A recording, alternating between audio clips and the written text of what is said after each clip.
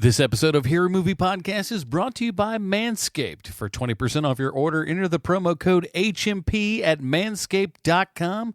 That's manscaped.com, promo code HMP for 20% off.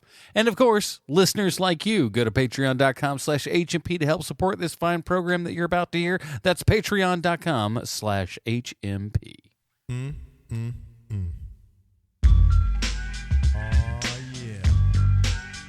With this, I'm just gonna sit here laid back to this nice mellow beat, and drop some smooth lyrics.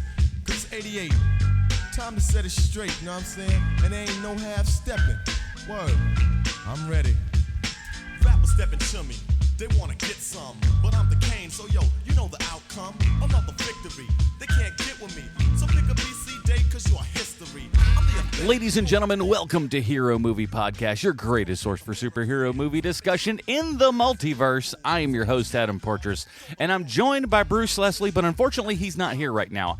I don't know what happened with this episode, but I edited everything together, and for some reason, the beginning didn't come out. I don't know why. It doesn't make a lot of sense to me. I could try to explain it to you, but it won't work. But today, we're reviewing Solomon Kane from the early 2000s. We'll talk all about that when we get there. But first of all, I do want to say a big thank you to everyone who helped support this show over at patreon.com/HMP. There you get the pre-show, post-show, and of course the Dinger Zone. And this week, Bruce and I talk about what we're thankful for. I know that went up. So if you're listening to this, we appreciate it. We appreciate all of you guys. And just to let you know that we are now sponsored. We got a little sponsor coming up. Manscaped.com. For those of you out there that are a little bit on the hairier side, some of you look like Gritty from the Philadelphia Flyers there. Maybe you need to get yourself in shape and everything. Well, head on over to manscaped.com. Shop all you want. Whatever the items are that you see there, check them all out. Throw them in your basket. And when you get to the checkout, put in the promo code HMP. There you'll get 20% off and free shipping. This time of year, man, give the gift of a little bit of hygiene for you, you know?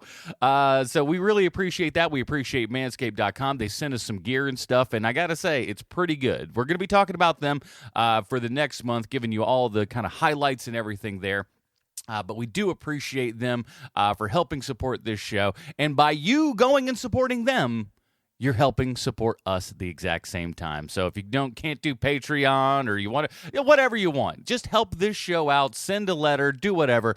Patreon.com/HMP, Manscaped.com, use the promo code HMP, and we'll get into that a little bit more into detail next week. Again, I'm so sorry that I'm the only person here for this intro and everything, but we're going to play the trailer for Solomon Kane, and then we're going to get right back into it with me and Bruce. Sean is out this week, but Bruce and I got a pretty good episode for you. Unfortunately, the beginning is dead. I don't know. So we're going to re-upload this, and hopefully people don't complain too awful much. In my defense, I worked in the last 40 hours leading up to that thing, I had worked like 20 hours. So I was pretty tired. But enjoy the rest of Solomon Kane. Here's the trailer for Solomon Kane. I was never more at home than I was in battle. I've done bad things.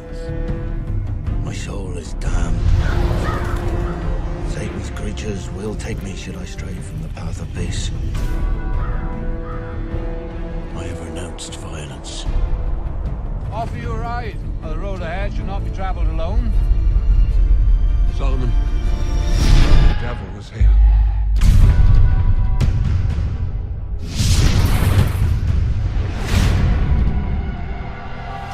Who are they? Solomon, what are they?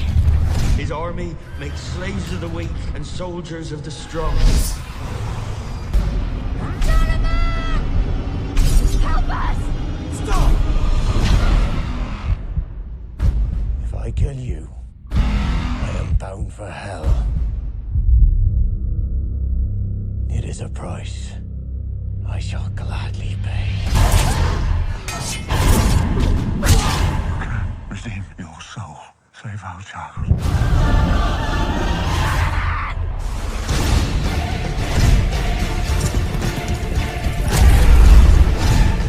It's your last chance. Where is the girl?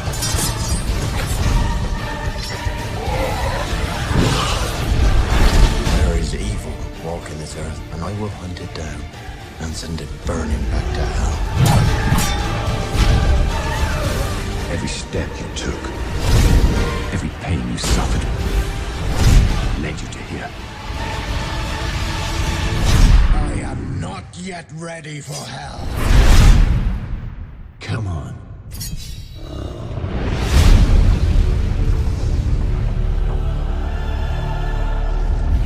There are many paths to redemption. Not all of them peaceful. All right, everybody, that was the trailer for Solomon Kane. You know what time it is. Oh, come on, guy. That wasn't the loudest ever? Oh, my word. Hold on. Oh, I don't even know how to turn it down. Hello, Cleveland. My God.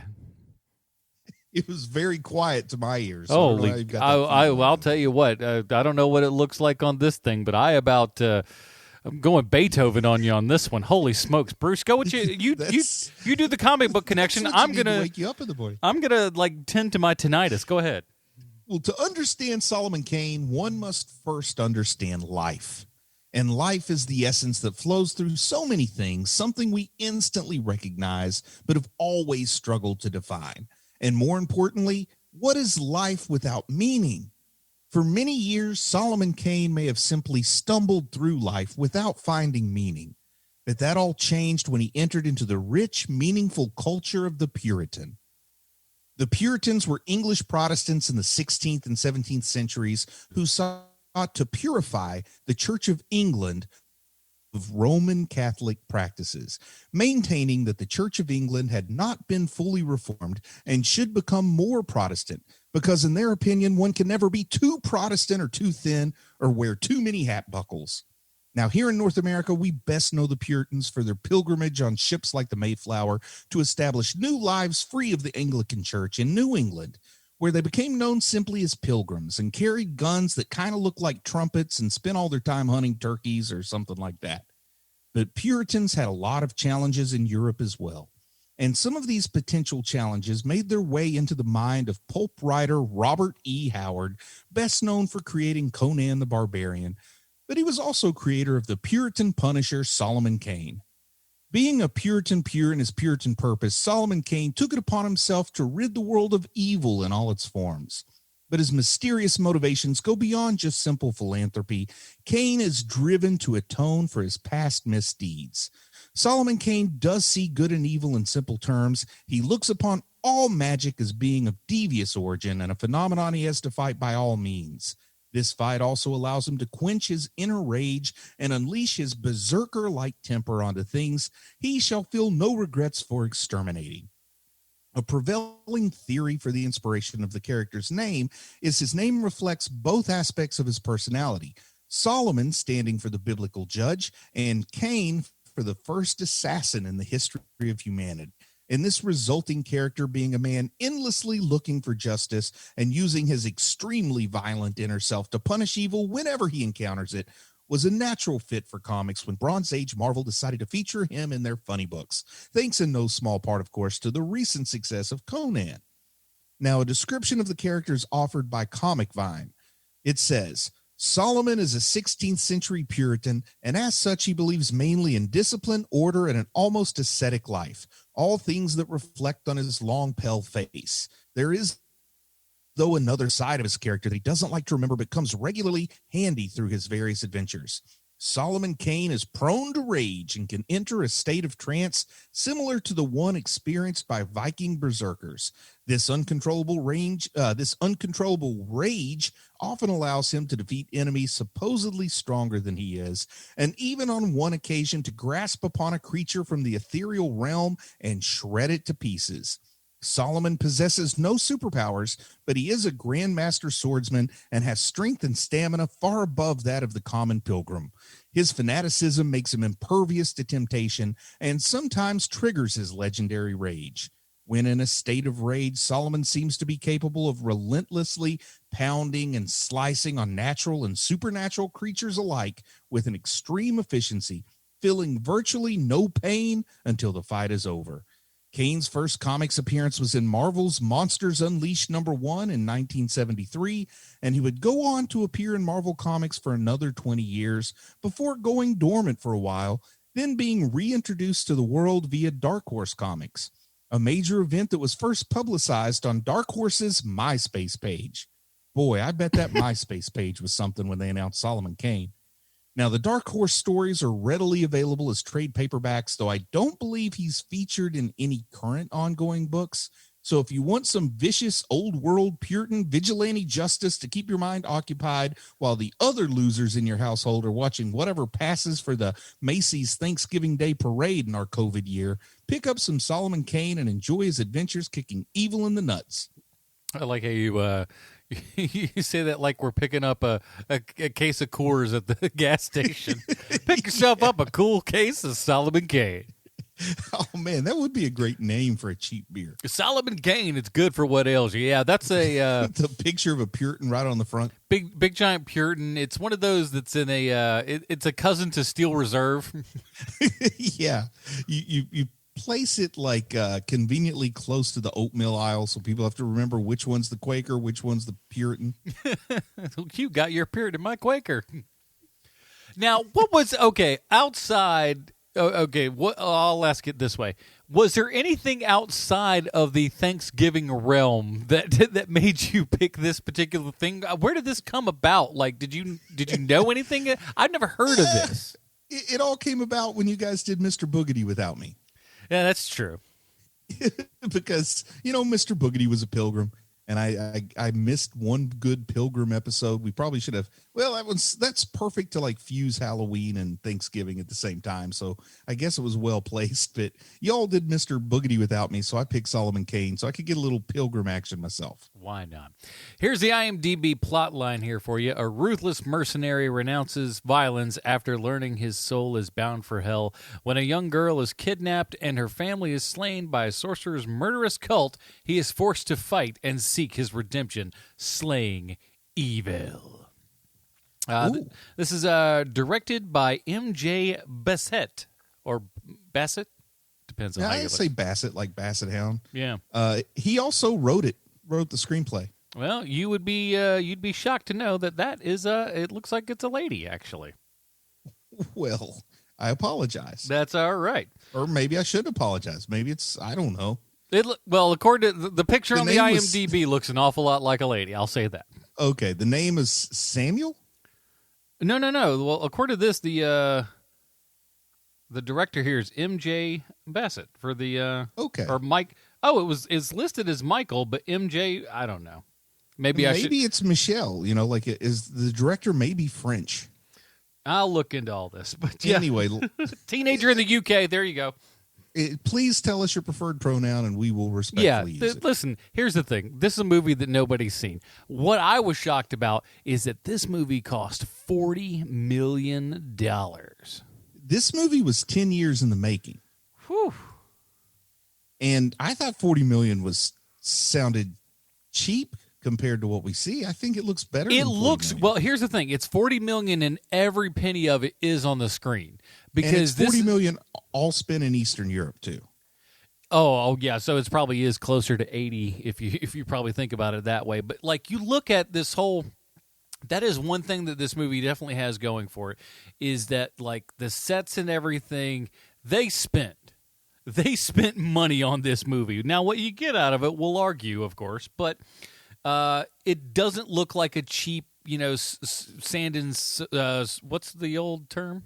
Sword and sorcery? Sword and sorcery, sword and sandal kind of thing. It's not quite like that. It's not that kind of cheapy junk that you would see back in the day, like Hercules versus the Moon Men or something like that. This has got some money behind it. Yeah, talking purely from a special effects point of view, I don't know what the budget is for 2 episodes of Game of Thrones, but it's close to that, I think, especially that first season when the effects were pretty bad. Yeah, and this is like 2009 money, so it's not too bad. Yeah, and they bought the rights to this film. The filmmakers who produced this, they licensed the rights to this in 1997, and so wow. I guess I said 10 years, but it was in 2009 that it was released internationally, didn't get released in North America till 2012 because I guess they took so long to make it. There were like some legal issues where it took them 3 years to resolve those before they could even release it. And I think that's probably part of why it did so poorly in the U.S. Yeah, it made, oh gosh, what was it? I saw it earlier. I totally forgot about it. But it made... It was less than $40 million. Yeah, worldwide gross, 19.6. So, yeah, woo! And it was the planned first entry in a trilogy. Not so much. You got James Purefoy in this, who, like, besides his name being kind of perfect for the character... Yeah, James the Puritan Purefoy. He's fine, but like to me in this, he comes off as kind of a broken renegade, like Renegade meets Highlander. Well, I'm glad you said that because Christopher Lambert was the original person to play Solomon Kane in 1997, but that fell through for whatever reason, and they picked up Purefoy. I like Purefoy in this role. I also liked him in Rome. He was in I think it was an HBO show, Rome. Yeah. He played Mark Anthony, and he's pretty good in that too. I saw the first episode, and all I remember was that's a lot of nudity. Yeah, that's what kept me around. I came for the history. I stayed for the chowder buckets. Why not? I wrote a lot. I want to kind of go through a couple things here because I wrote a lot of notes, but I do want to say Max von Sydow was like in here for like 4 seconds, but it's like, what is he doing here? Same thing with Pete Postlethwaite, the late great. Was this Pete Postlethwaite's last movie? I think The Town was his last movie. Okay, and like part of it is like because the release schedule's so weird on this one. It was released in 2009, but it's listed as a 2012 movie here a lot of times. So I don't know when The Town was released. I own it, and I couldn't tell you. I should know that better, but I do not, unfortunately. But so outside of those, you don't really recognize a whole ton of faces and stuff in here, and that's because they, like I said, they put the money on screen. Now, talking about not recognizing faces in here, Rory McCann is listed in the credits in this movie. Rory McCann is best known to most people, I would imagine, as the Hound from Game of Thrones. Pretty big character on Game of Thrones. Oh.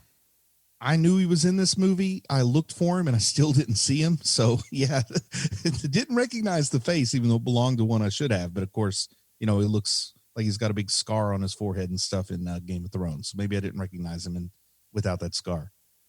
Oh, and I wanted to say Jason Fleming's in this, but for some reason, he's not listed in the top couple of IMDb people. I don't know why.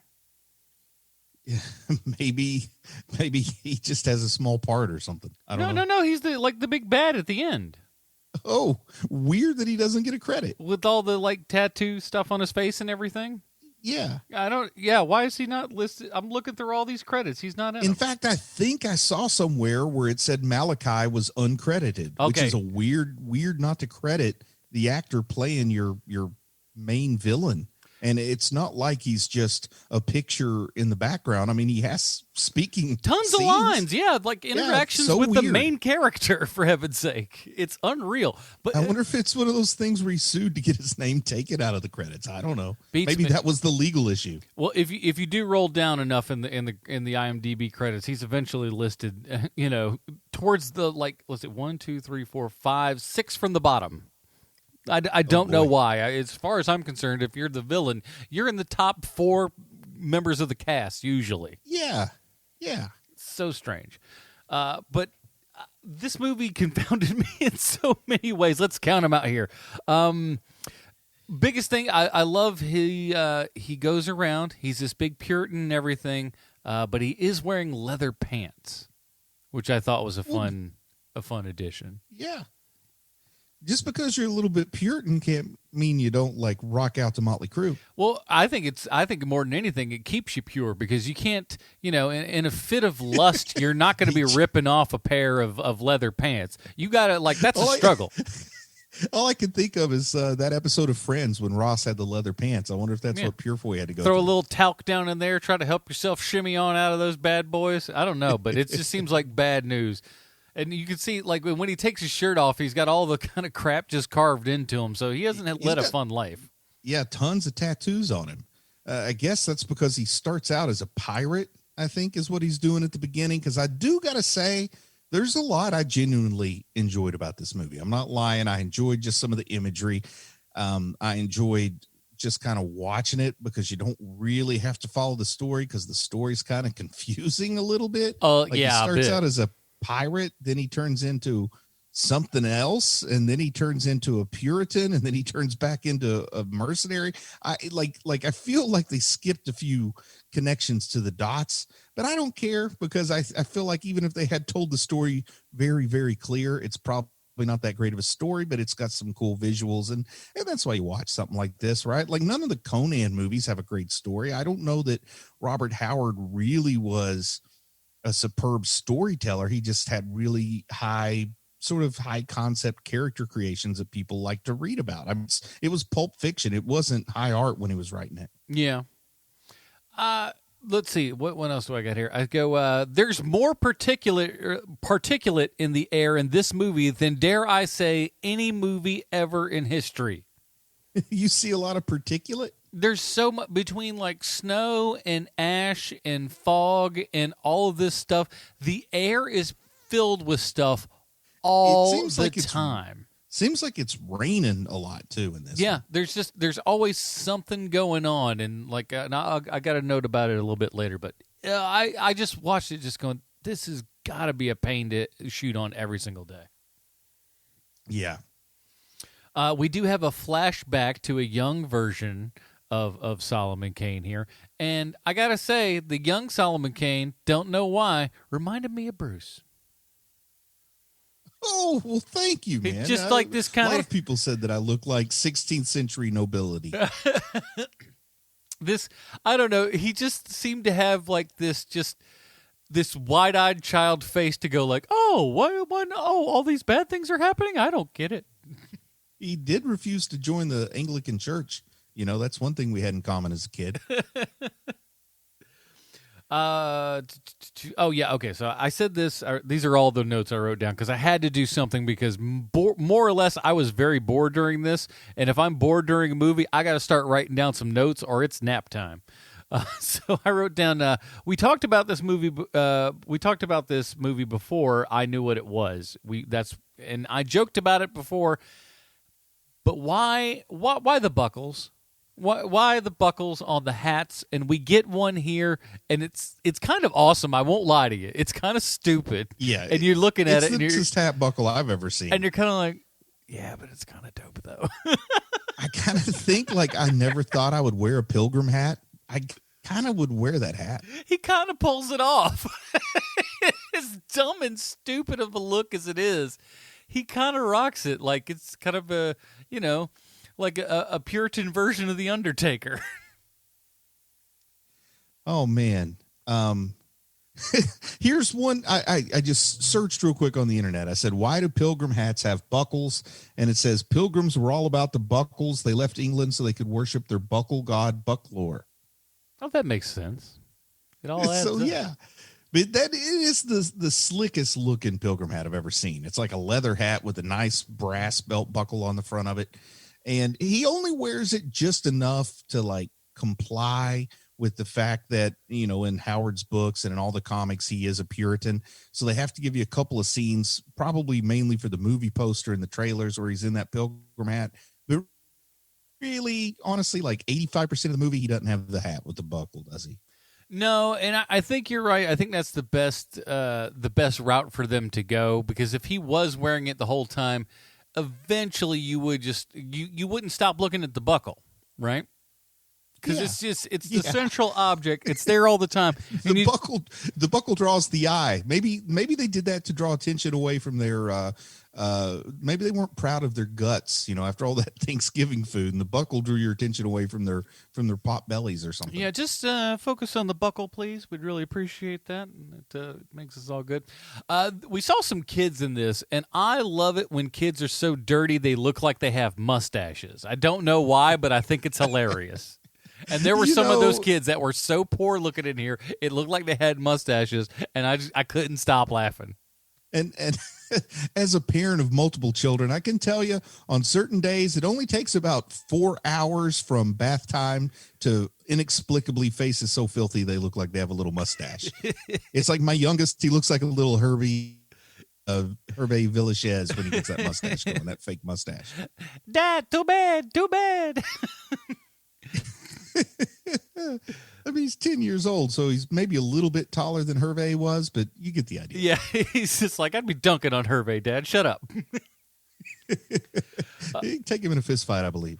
I think it's safe to assume that when you see a dude with a Prince Valiant haircut, that guy's going to be a jerk, right? Because we got one of those in this movie. Nobody gets that haircut with good intentions. I would just like you to get these bangs and make them as low as possible, and then have all this flowing crap in the back. I think getting a haircut like that is just because you're really itching for a fight. You know what I mean? You got that haircut, you know the first thing that happens, somebody's going to comment on it, and you've got an excuse to stab them. So I think that somebody really itching for a fight gets that haircut, or else they're so feared that they can pull it off. Yeah, you got to have a lot of guts to have that. You're either going to fight somebody or you're at least willing to. Either that or you got a lot of bodyguards or something. Yeah. I don't know. Prince Valiant was always itching for a fight, right? I think so. I don't know what it was about this movie, but I think I do, because most of it is film that looks like outside and all this other junk. But this movie is 98% ADR, and in a really bad way. To where you'll have villains and stuff that are barely moving their mouths, and full-on sentences come out of them that were clearly written later to suss up some plot points or something. It kind of made me think about Italian cinema, like the Once Upon a Time in Hollywood type Italian cinema, where they would get the Italian actors to work with Hollywood actors, and the Italian actors wouldn't even try to speak in English, and they put it in, but the American actor was speaking in English. So you see that obvious contrast between them. And I wondered, since a lot of this was filmed in Eastern Europe, if there wasn't a little spaghetti Western style acting going on, where some of the non-native English speakers just were saying whatever words they were told to say. And then that's why the AVR doesn't match up.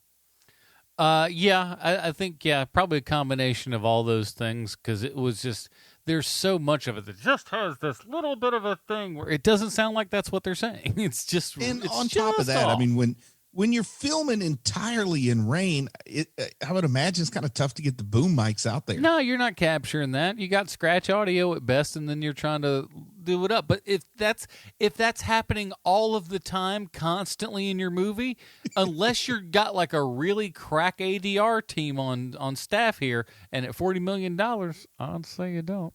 Yeah, that's going to say that's how they cut that extra $1 million of the budget. Get them out of there in the Eastern Bloc. They'll be able to put together your ADR for you, no problem. Now, how amazing! Okay, so you say that you like Purefoy and everything. I think he's fine, and there's a couple of scenes where I think he's actually good. But I could not help watching this movie go and think, how awesome would this flick be if Hugh Jackman was in this role? Yeah, but once again, I feel like we just talked about this last week. How awesome would any movie be with Hugh Jackman in it? He's just one of those guys, man, especially it doesn't just have to be an action movie, but especially an action movie, you put him in it, he's going to be better than almost anybody else in those roles. But yeah, Hugh Jackman would absolutely make a great, in fact, Hugh Jackman would make such a great Solomon Kane that kids would go around pretending they were Solomon Kane after a couple of movies. People would be little kids would want to put on Pilgrim hats and go around and talk about how they're nonviolent.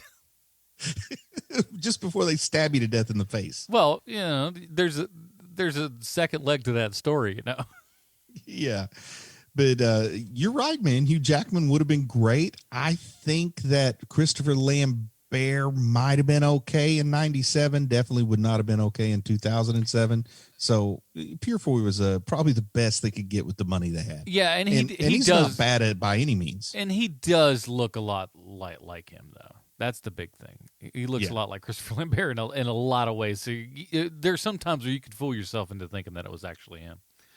Let's see. Is it too hip for The Room to have a dude from Slipknot be the villain in this movie? Was that odd? An odd choice, I thought. Okay, I got to tell you one thing I loved about the villain. And I mean, this is like unintentionally funny. Like I chuckled out loud, but he's got like the leather face mask on. And then in the big final fight, when Solomon Kane reaches up and pulls off the mask, he looks exactly the same under the mask. Like that's like a joke on Mad TV or something. And it's in this movie and it's serious. And I got a good laugh out of that. See, I can tell you what that was for more than likely, because it was like the scare after the scare. So there's a couple like little bits of history on this. In the original John Carpenter's Halloween, at the end here, Jamie Lee Curtis at one point, they're up at the top of the stairs, grabs the Shape's mask and pulls it off his face. And all it is underneath there is Nick Castle looking all like weirded out and stuff.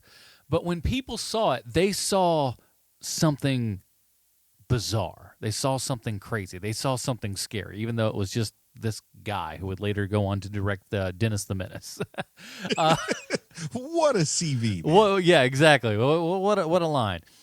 But so there's that. So where you can pull a mask off and like, you know, whatever you thought was underneath it, you can put your own kind of spin on it and just be like and see what you want to see.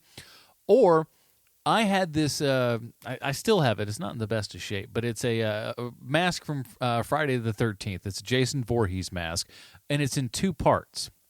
I'm liking this. The first part goes about mid-chest around and then over the head completely. It's not just a hockey mask. So this is the big rubber face of Jason once his mask would be off, and then a hockey mask goes on top of that. So I was working at Best Buy at the time, and we had a costume contest 1 week, and so I was like, I'm going as Jason. I went to another employee whose name was Jason. I got his name badge. I put it on, and and I didn't say a single word all day. I just walked around, and I was hot as all hell in that thing. I had to go to the bathroom several times just to, drain a T-shirt, just wring it out in the sink. It was just terrible. Yeah. But I went there all the time, and grown men were scared of me, which was funny, in daylight, no less. Nice. When like a 40-year-old man sees me and just kind of goes, and runs away. But then there was one little kid who thought he was awesome. He thought he was so cool and that he wasn't scared of me. And so I'm wearing this mask, I'm walking up, and he's like, I'm not scared of you. And I pulled off the hockey mask to see this, horrible disfigured face that's underneath. And the way that the eyes are, you can't see my eyes in it, so you're just looking at the little, zombified eyes of Jason and everything. Scared this kid half to death. And that's what I figured this one was. It was like, we've got this mask. It looks like, again, it looks like a Leatherface / Slipknot mask. And you take it off, and it's exactly what's the same thing underneath. But I think that's what it is. It's just like, it's that second scare, like, oh, you don't scare me with this man. Oh, my God, he looks even worse underneath. But to me, it was just so hilarious because they didn't even make him disfigured in a different direction. Like the scar on the right side of his face matched up to the stitches on the mask. It was just like hilarious to me. I don't know. I think it was a very unexpected laugh that I had in the climax of this movie. But the guy's wearing like dead human flesh over his face and this, like you say, perfectly Slipknot mask, pulls it off, and that's what he looks like underneath. And I kind of wonder, what was he accomplishing with that mask? Like, was he trying to hide his hideousness with something also hideous? Or was he trying to hide his identity? Nobody's going to recognize that mangled face. Yeah, it's like... And he's got a little Eugene in him as well. For our preacher fans, will know what I'm talking about. Yes, he's got a little bit of that. Eugene. He's got like a mutant Eugene going on there. I think that's a great comparison. And but okay, spoilers for this movie. You don't care. It turns out he's his brother. Yes. What? Well, no, this makes sense. Can I walk us through like just the big strokes in this movie? Because I think that being his brother kind of makes perfect sense, or else it's just like, why such a small world? Like Sean, who's not with us, would maybe be complaining about this. But it starts off, they're this family on the border of England and Scotland. They're a noble family. he is the second son, so his older brother stands to inherit the place, and he's already got that bad attitude. He's out there. We see him assaulting a female, and his younger brother tries to stand up to him, and he says, I'm going to be the Lord here someday, not you.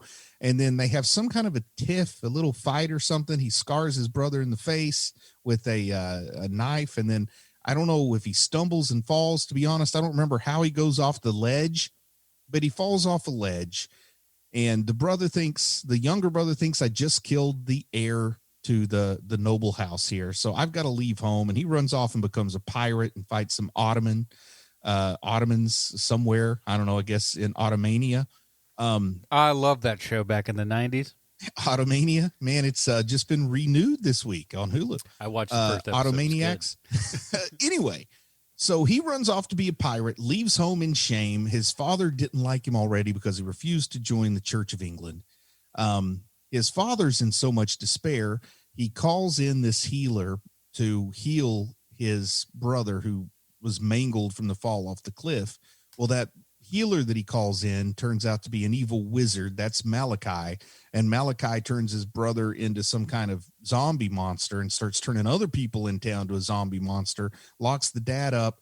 So when Solomon Kane goes back home, because the priest that took him in after his brush with the devil fighting the Ottomans told him he had to go back home, he finds all this going on and fights his own brother. So it all kind of makes sense. The issue is I kind of had to read a plot summary to get some of those details because you don't necessarily pick it up in the movie. Yeah, like I said, and I poke at the ADR, but at the same time, too, sometimes that can make things a little bit difficult to understand. But this movie did get me on its side because that kind of opening sequence when we don't know what's going on, the only thing I know is there's no pilgrim hat on Solomon Kane's head. He's just in there with swords and pistols. And he's fighting a bunch of what I thought were Saracens. I looked up and they were Ottomans. And I thought, well, this timeline doesn't work out. I don't think there was really any crusades going on in the year 1600 or so, but he was fighting the Ottoman Empire. But he goes in there and we've got all these like demons inside the mirrors. I think that looks cool. I think the action is awesome, even though I don't quite understand that he's a pirate. I had to read the plot summary to understand he was a pirate at this point. I just thought he was fighting in a war or something or a mercenary. That opening really worked pretty good for me because you don't have any story. You don't have much to know. You see these demons jumping out of mirrors. You see some good, early to, I'd say mid-Renaissance era fighting going on here. I just really enjoyed that whole opening. I like historical fantasy and historical fiction, and it got me on its side, so I was willing to forgive some of the silliness that came after it with that pretty cool opening, in my opinion. Yeah. I mean, the movie has its moments, but they're few and far between for my particular taste. Now, any dude, though, that claims that he's going to be a man at peace, all you're doing at that point is really just counting down the seconds till he starts killing everybody, right? Well, yeah, but that's one of my favorite tropes, too. I mean, that's the Saint of Killers. That's William Money from Unforgiven. That's, I don't know, there's other ones out there. It's a trope. When I was watching the movie, I had a list of like 3 examples, and I can't remember with the third one there, but it's that kind of trope that I actually enjoy. Yeah, I like that. How long is he going to be a preacher before he breaks loose and has to start killing people again? I like that twist. Oh, yeah. Game of Thrones even played with that twist with at least one major character, and I really enjoy it. I wrote this one down. You'll do well not to blaspheme around a super religious dude who has a pit full of zombies. Yeah, man, that... when I was watching that scene where he sees this priest and all of his flock, I don't know what you call them, parishioners, they've all been turned into ghouls, is what I saw the plot description. Instead of zombies, it called them ghouls. And when he's fighting with them and trying to get away because he throws him in to feed the ghouls, weird thing for a priest to do, but who am I to judge a Renaissance era priest? But I'm watching that and I'm thinking, you know what? I'm liking this better than 30 Days a Night because I know this movie's not going to get love. So I'm looking like what's stuff that we've watched that I like less than this so I can start to kind of put it on a tier level in my head. But when he's fighting the ghouls, I'm thinking I'm enjoying that better than 30 Days of Night and when they're fighting the vampires. Oh, I think you're right. Yeah, this is, I mean, maybe not by a bunch, but at least with this, you could see this movie. That movie was egregiously dark from my memory. But this is a guy, Solomon Kane. This was a prequel. This was basically this was movie one just to get us to where, like, this is all before Solomon Kane's adventures in comics or books or anything start. Like, This movie is telling us stuff that aren't adventures that were published. This is original stuff, getting us to the Solomon Kane that we know from those other media. But I'm thinking, wow, this guy has major life-changing events like every 3 years or even quicker, because it goes from like he refuses to join the Church of England, so his dad doesn't like him. His brother dies, and he goes from being British nobility to being a pirate fighting against the Turks or the Ottomans. And then from there, because some demon says you're going to go, Satan has your soul for all the people you've killed as a pirate. So he goes from there to being like, the Saint of Killers, where he's the killer who swears not to take up a weapon again. And then he goes from that to like this Puritan family helps him out. And he suddenly, the guy who refused to join the Church of England is all too happy to become a Puritan, but also Puritans are pacifists. So he's keeping that pacifist thing going. And the little girl, Sarah Crawthorne, I think is her name. She gets kidnapped by the just sort of non-specific bandits. I remember the first time they show up, I'm kind of wondering, like, who are these guys? Are they monsters? Are they like orc types? Because we kind of seen some of the other creatures in here. And they're just non-specific bandits, but then they get kind of turned into creatures by Malachi before he meets them again. But now he's got this weird double quest where he is sworn to be a Puritan at this point, but he's also sworn to save that little girl. And that's when he kind of becomes the Puritan Punisher. The good old Puritan Punisher. One of the things I like that he did in this, that like it's on my bucket list. I don't know if this is something for you as well, but he holds a really good torch. Okay. I like those torches, the ones with the little thing on the end and stuff that look like that real proper torch. I want to carry one of those one day. That's on a bucket list for me for some reason.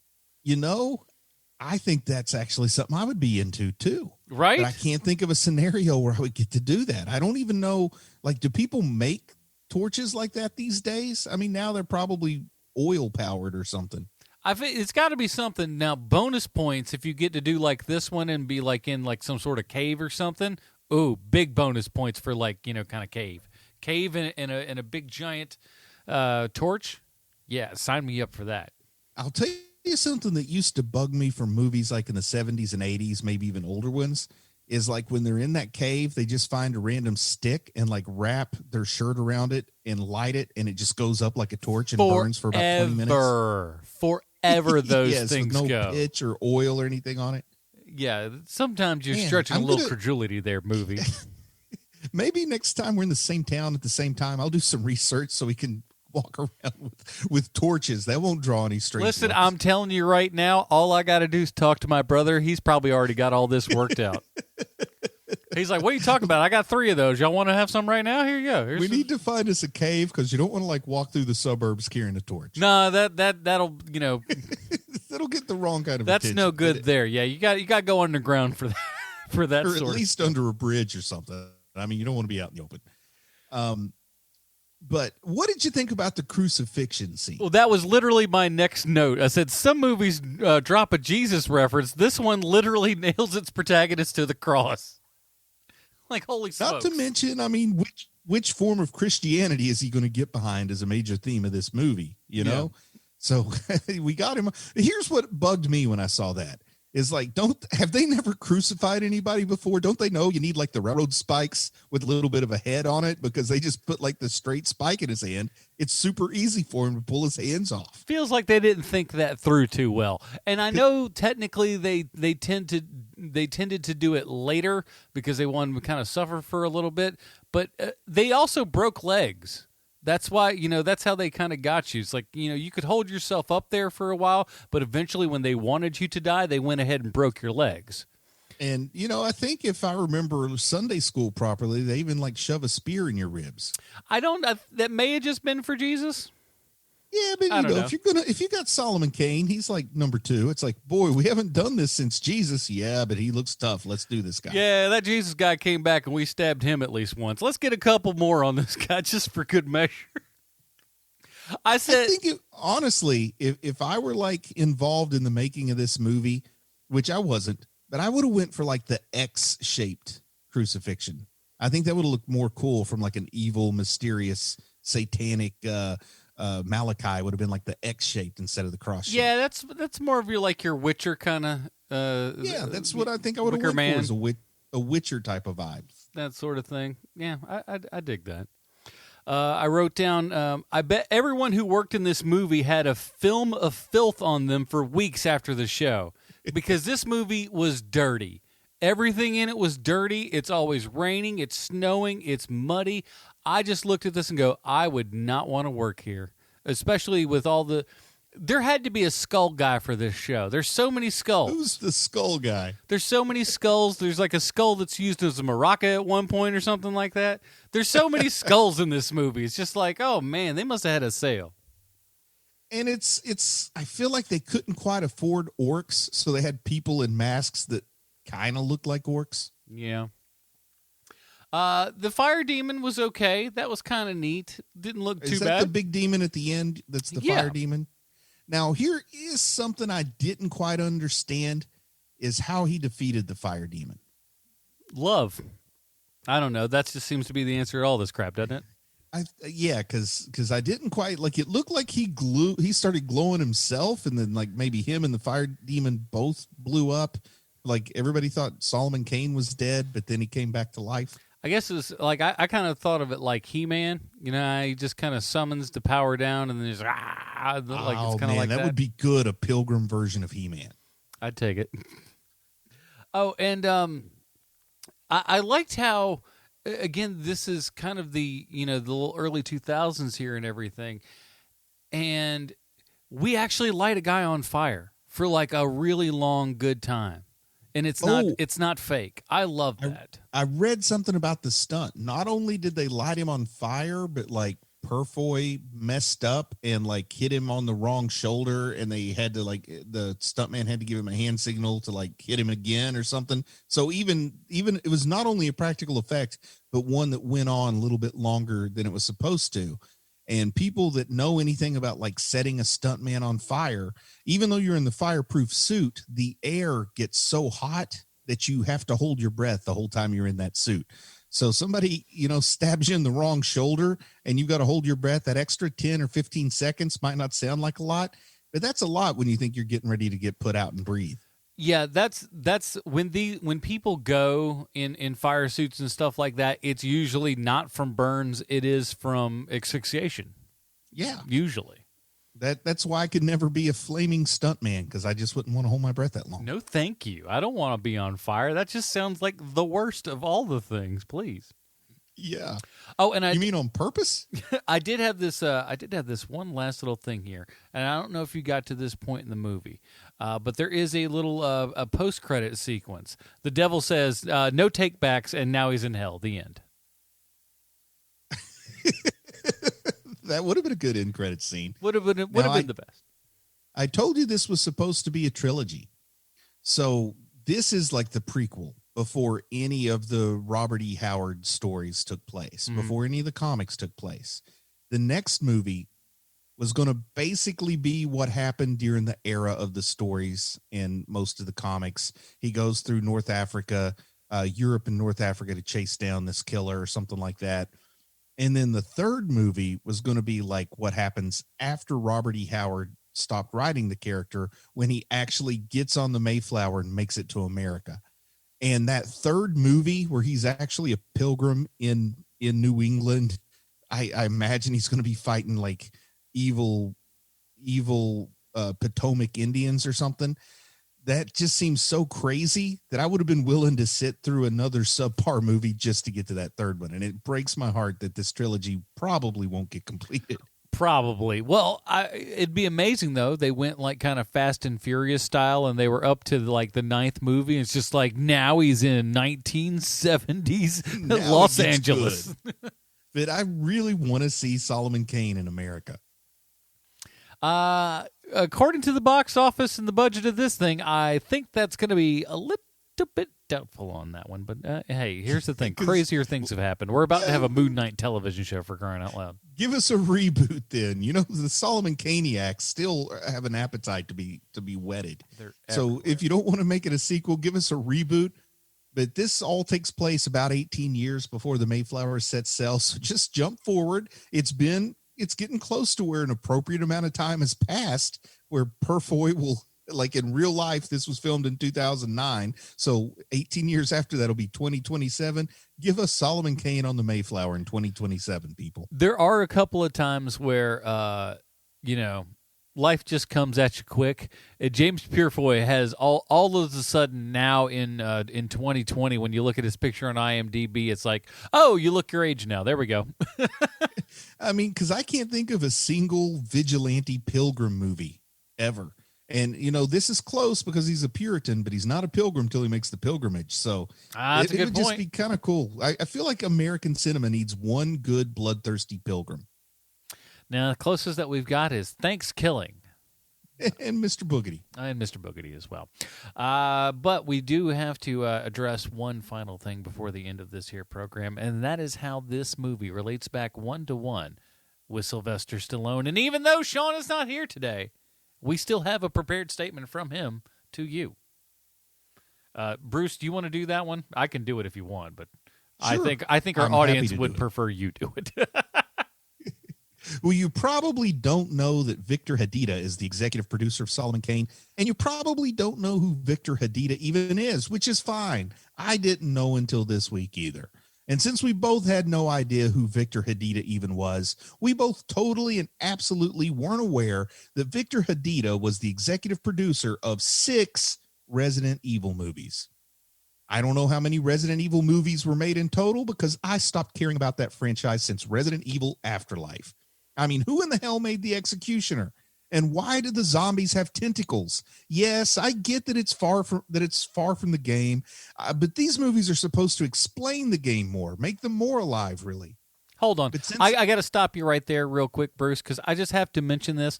Who wrote this?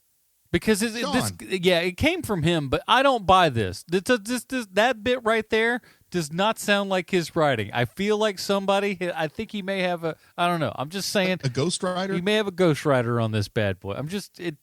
That doesn't smack. I can't see him playing a Resident Evil game to save his life. This sounds suspicious. Go ahead. But since Afterlife, if they don't care, then neither do I. And before you start thinking that all Victor Hadida produces are amazing and thought-provoking movies like every Resident Evil movie up to Afterlife, let me tell you something else both of us didn't know about Victor Hadida. He was the executive producer of Good Night and Good Luck, which is one of my favorite movies of all time. A wonderful movie. It's both beautifully shot and a beautiful story, and is the prime example of what it's like when characters have both altruistic intentions and carry themselves with a style and elegance that I really wish I had. Victor Hadida was also the executive producer on Rambo: Last Blood, which sounds like the title to the Mad Magazine parody of the first Rambo.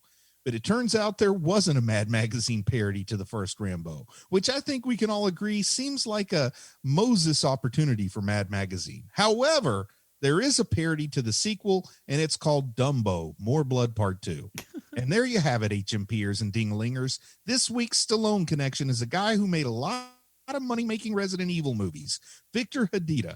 Adam, Bruce, this is the 331st episode of this bit, and still no word from Sylvester Stallone.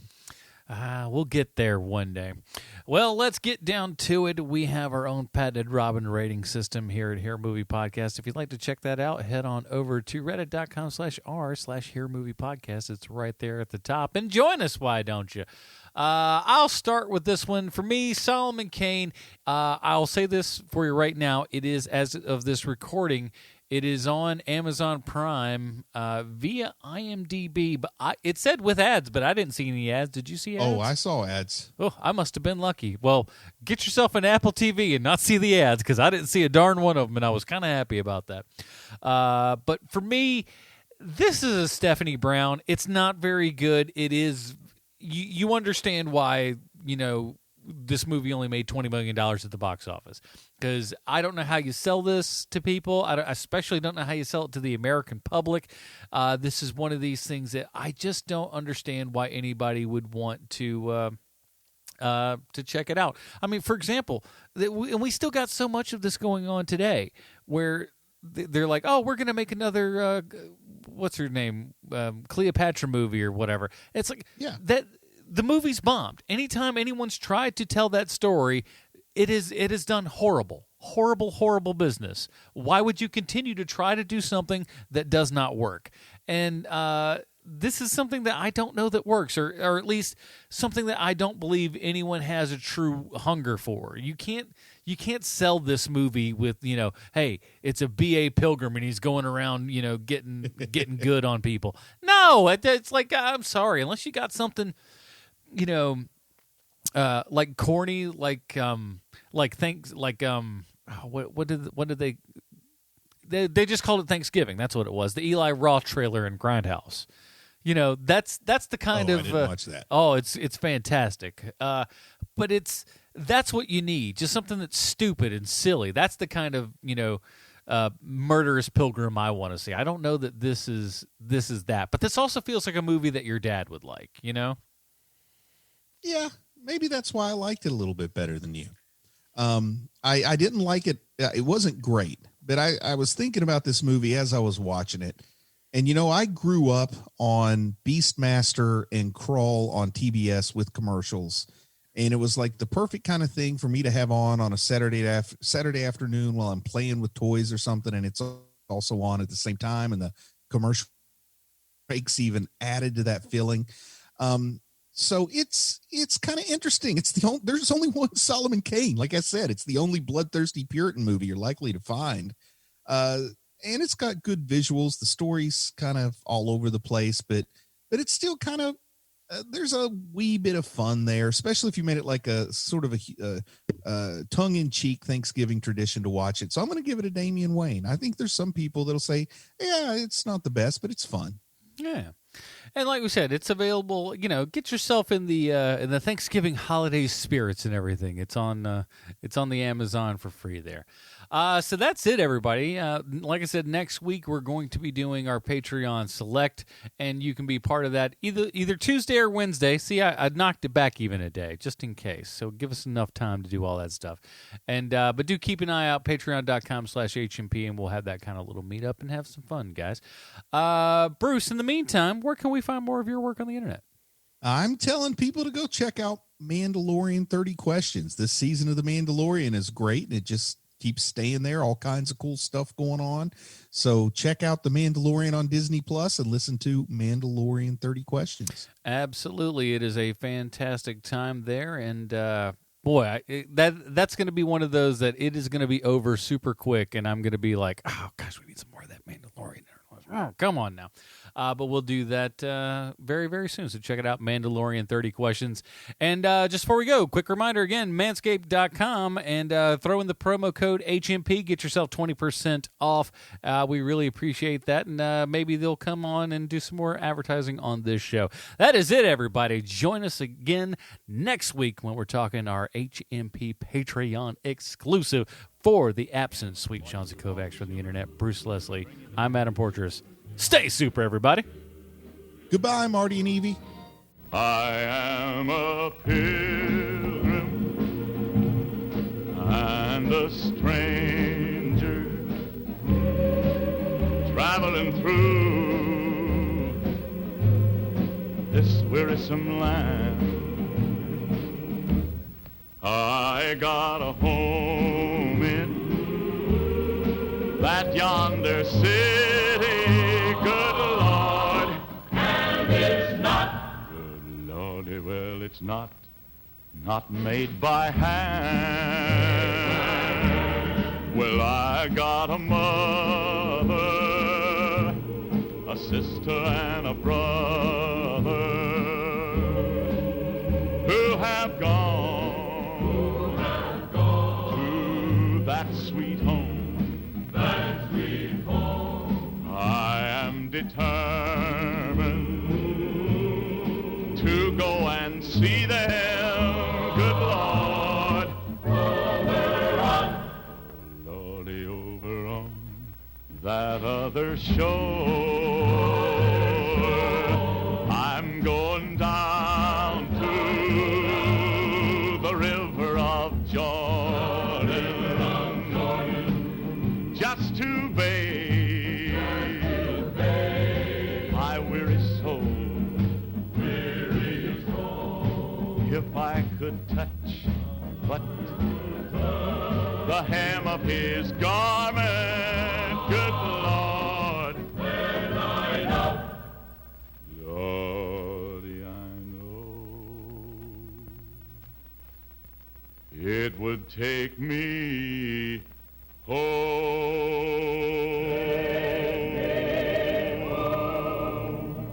Take me